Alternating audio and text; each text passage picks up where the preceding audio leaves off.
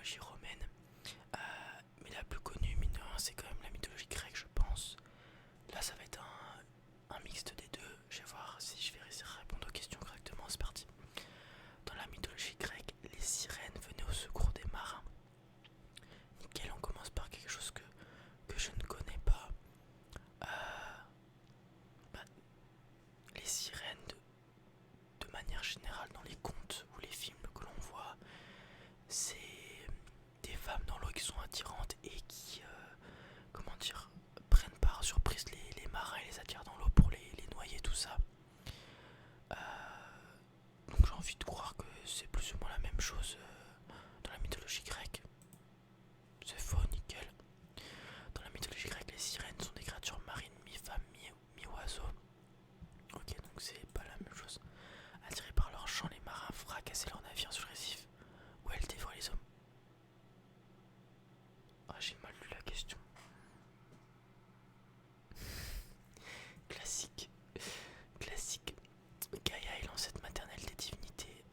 Gaïa, c'est la terre, si je dis pas de bêtises, quelque chose comme ça. Donc je crois que c'est vrai, non? C'est la femme de Chronos ou un truc du genre. Mais je crois que Gaïa c'est la terre, je crois que c'est vrai. Gaïa est apparue immédiatement après le chaos, au tout début de la création. Elle est l'ancêtre maternelle des divinités, elle donne aussi naissance à de nombreuses créatures comme les cyclopes. Bon, je confonds peut-être Gaïa avec autre chose, mais ce nom me disait quelque chose. On enchaîne. Ovide, je connais pas, a été le poète grec le plus célèbre de l'Antiquité. Il y a Homère qui a raconté l'histoire d'Ulysse, si je dis pas de bêtises. Est-ce que c'est en forme de poème? Je ne sais pas, je pense. Donc, je... Et comme Homère, je l'ai étudié à l'école, je pars du principe que c'est le plus connu. Probablement, donc je vais dire faux et je pense que c'est peut-être Homère. C'est vrai. Ah, c'est faux, ok, j'ai raison. Le poète Ovide n'était pas grec mais romain. Ok, donc il joue sur la nationalité. Il est né en 43 avant Jésus-Christ dans le centre de l'Italie et est mort en 17 ou 18 après Jésus-Christ en exil à Tomi, l'actuelle Constanta en Roumanie. Métamorphose, un grand poème en 15 livres, est la source d'une grande partie de nos connaissances en mythologie antique. Ok, d'accord. Dans la Rome antique, Mars était un dieu secondaire. Mars c'est le dieu de la guerre. Est-ce que c'est un dieu secondaire? Je pense pas parce que c'est les planètes sont par rapport au nom des dieux romains, Saturne, Jupiter, tout ça. Jupiter étant l'homologue, enfin le Zeus de la mythologie romaine. Mars porte le prénom, enfin c'est le prénom d'une des planètes, donc je pense pas, je pense que c'est faux. Dans la Rome antique, Mars était très important, dieu de la guerre, il était le père de Romulus et Rémus, les fondateurs légendaires de Rome. Ça j'ai beaucoup étudié Romulus et Rémus en latin. La ruse du cheval de Troie a été imaginée par Achille. Non, c'est Ulysse, je crois. Alors dans le film de Troie, c'est Ulysse qui a l'idée. Je crois que c'est aussi lui qui l'a dans les contes et les poèmes, si je dis pas de bêtises. Et d'ailleurs, je crois que c'est en revenant de Troie qu'il a son fameux périple Ulysse. Je suis plus très sûr. Donc c'est faux.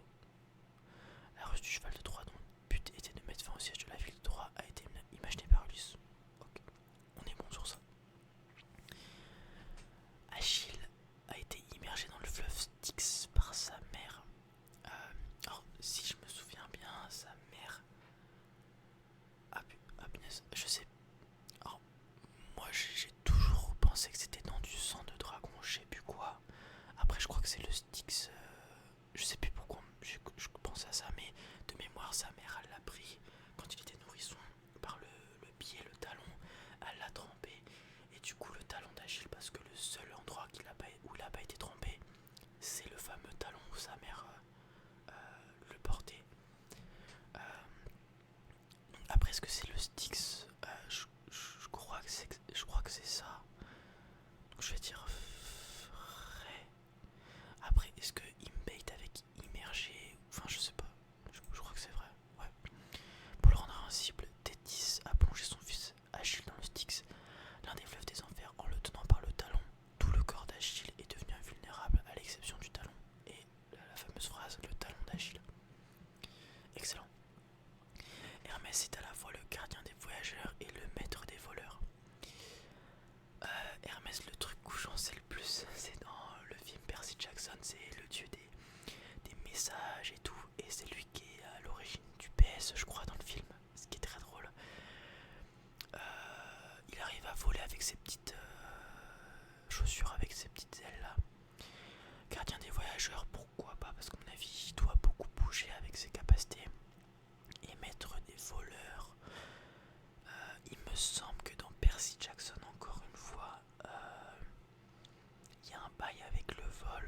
soit lui, soit son fils, qui est demi-dieu.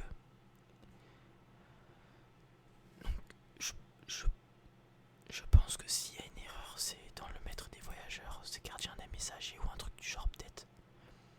Mais bon, moi je vais pas jouer sur les mots, je vais dire vrai. Ok. Dans la mythologie grecque, Hermès, fils de Zeus, est le messager des dieux et le dieu des voyageurs et des marchands. Il quitte les héros et conduit leurs âmes aux enfers. Il est également le dieu des voleurs. Ok, excellent. Le premier des 12 travaux d'Hercule était la mise à mort du lion de Némée. Je connais pas les 12 travaux d'Hercule.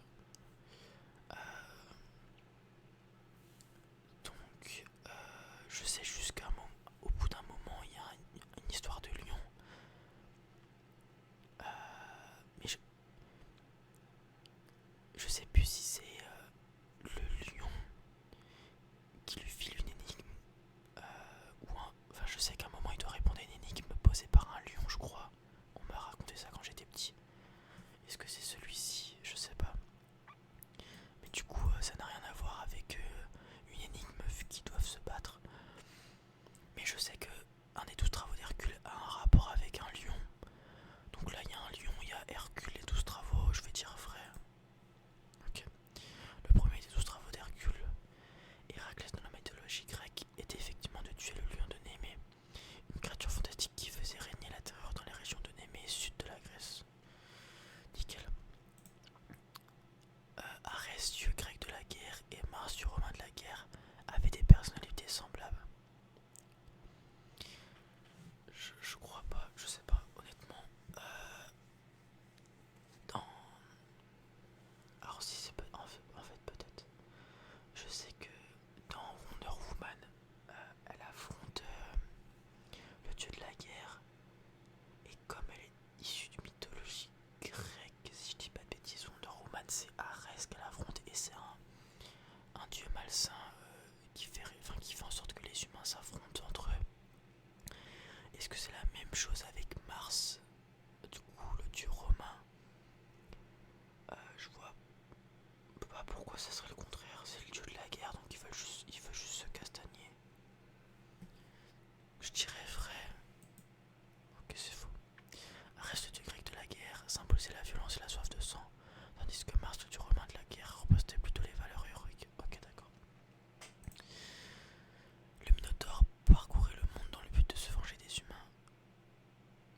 Il est enfermé dans un labyrinthe, donc je vois pas pour. Assez au passé. Donc est-ce que le bail ça serait pas avant qu'il soit enfermé dans le labyrinthe? C'était ça son but. Et du coup il a été enfermé dans le labyrinthe pour ça. J'ai pas l'info, je connais que le fait qu'il soit enfermé dans le labyrinthe. Donc je dirais